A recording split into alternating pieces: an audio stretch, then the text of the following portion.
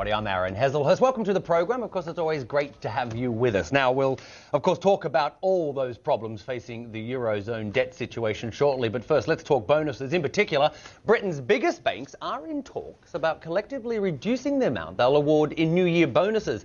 The BBC has learned that some serious negotiations have been taking place under the umbrella of the British Bankers Association.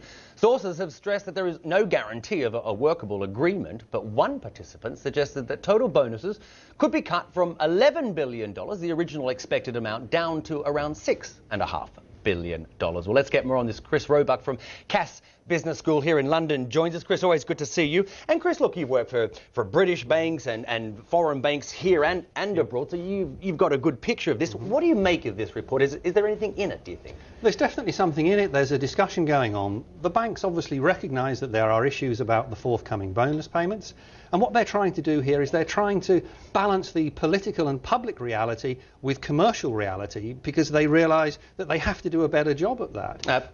But it's fair to say, I mean, this is quite a difficult subject to balance, because you are balancing hard commercial reality against what the British public wants in a moral sense. Yeah, and that obviously very hard and perhaps not workable at all. And of course, some experts were telling me this morning that, we're going to hear about these bonuses and the amounts at a similar time here in Britain when many public sector workers are going to be losing their jobs. But I guess, I understand the argument from the public. I also understand the argument from banks. Problem for the banks is probably can't. It's not a win-win situation at all, because even if they cut to $6.5 billion, people out there will go, $6.5 billion still. And that's the basic problem they have. As I say, it's balancing a moral argument that says, why should anybody earn that much if you compare it to nurses or soldiers in Afghanistan or whatever?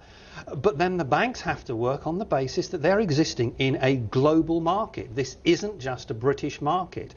Many of those people that work for those banks could go elsewhere. And if what is being said is right, if the discussions are only with British banks, you could end up with a situation where someone who works for a British bank in London could walk across the road to an American bank in London and get more money. And that's something, do we really want that to happen? No, absolutely. And we're also hearing reports that Wall Street, very unlikely, of course, to follow this example. Just very briefly, some big losers, apart from the bankers, who would, typically get those bonuses.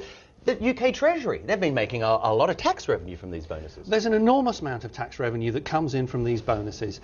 And really, that's the difficulty. The government wants to be able to keep the tax revenue coming in. They want to be able to keep the public happy. And they also want to be able to give the banks enough capability to lend out, particularly in retail terms, to businesses that need money to get them through this particular tough time. So it's a very, very difficult balancing act. And then when you put on top that those banks have to make money in a global market, it's going to be really difficult. It is going to be difficult indeed, so we'll keep our eyes on this one. Chris, great stuff from you. Chris Roebuck from Cass Business School joining us there.